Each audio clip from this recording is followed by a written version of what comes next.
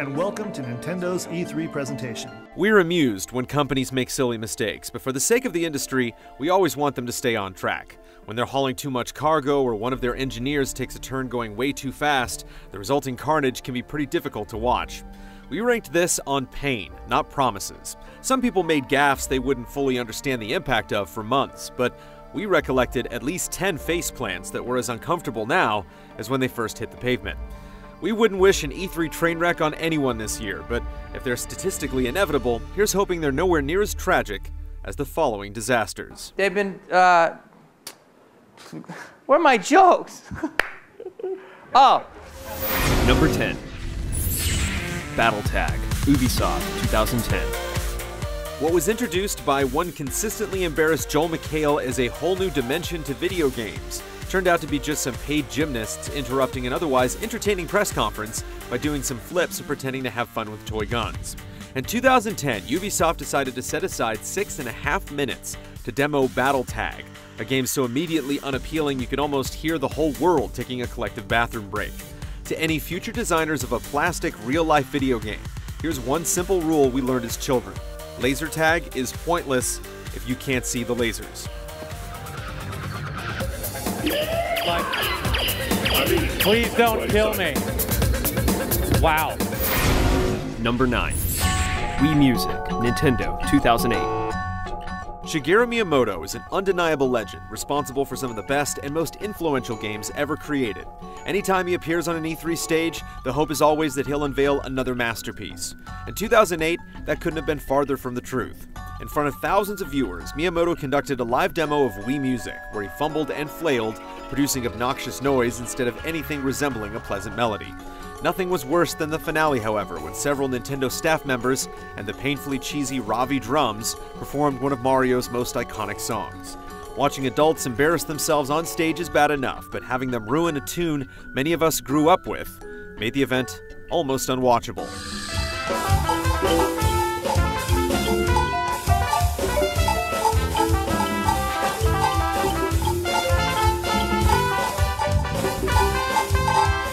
Number 8. Rock Revolution, KONAMI, 2008. The Plastic Instruments game is a hard nut to crack, and despite what you may have heard, the folks over at Konami are not squirrels, as evident by their poor performance of the Ramones' Blitzkrieg Bop at their 08 presser. While practicing isn't punk rock, being able to get through this 3-chord anthem shouldn't be hard, even if you're rocking track marks.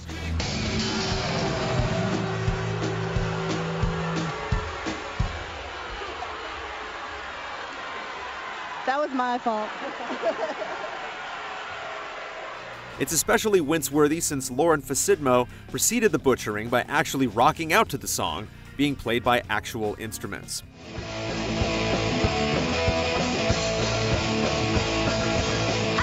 Oh, let's go! Let's go! Number 7. Mr. Caffeine, Ubisoft, 2011. Ubisoft typically treats their press conference like a game-sponsored episode of Saturday Night Live. They bring in a comedian with a casual attitude and some improvising chops. Somehow, the company's own Aaron Priceman, aka Mr. Caffeine, took to the stage in 2011. Joel McHale was presumably tied up in the green room. Having enough energy to host an entire press event isn't easy, but there is such a thing as too much stimulation. Copying a 19-year-old Wayne's World joke is stupid, and mispronouncing Tom Clancy's name is downright unpatriotic. Here to tell us about Tom Clancy's Ghost Recon Future Soldier, please help. Like the rest of this sorry list, his lowlights are barely worth watching for the occasional smirk. With that being said, yeah, I'll take a smattering of applause. I'm a cheap date. I'll take any applause I can drum up. Number 6. Battlefield 4, Microsoft, 2013. The Battlefield 4 presentation during Microsoft's 2013 conference gave new meaning to the term uncomfortable silence. Despite the delay lasting just over a minute, it felt like an eternity as the crowd heckled the powerless presenter. Things got real awkward when Patrick Soderlund attempted to leave the stage, was pushed back out after condescendingly stating, "I guess we'll see it later." Fortunately, the demo finally started and the crowd's applause let the tension out of the room, but it was a very unfortunate reset. I guess you may see it later. We're continuing? Just about to do it. Just about.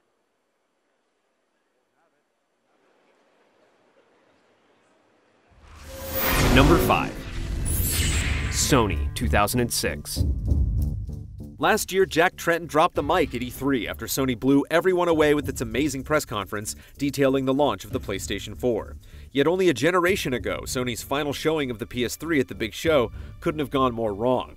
The spectacular disaster spawned several famous quotes and countless internet memes. But nobody was laughing at the one key detail that Sony's E3 2006 press conference will always be remembered for. And the 60GB PlayStation 3 for $599 US, $659 Canadian.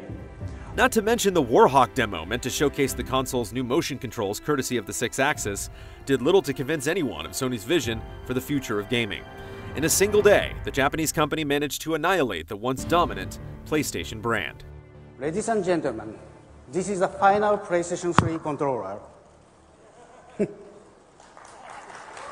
Number 4. KONAMI, 2010. Some of the mishandled events on this list make you squirm. Some of them might even be physically painful to watch, but Konami's hilariously awkward E3 2010 press conference is a happier kind of disaster.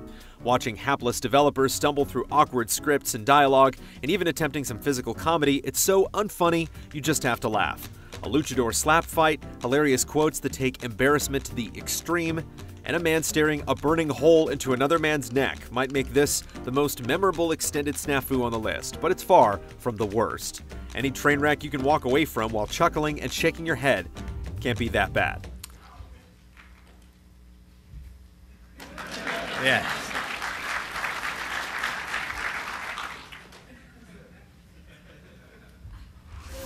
Number 3.